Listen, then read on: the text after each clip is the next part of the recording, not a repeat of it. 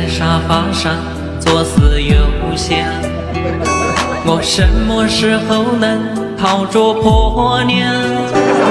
我听说娶老婆要车要房，我的心情就拔凉拔凉。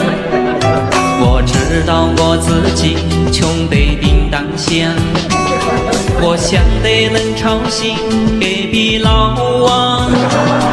我时常守着彩票店老板娘，盼望有一天我能中奖。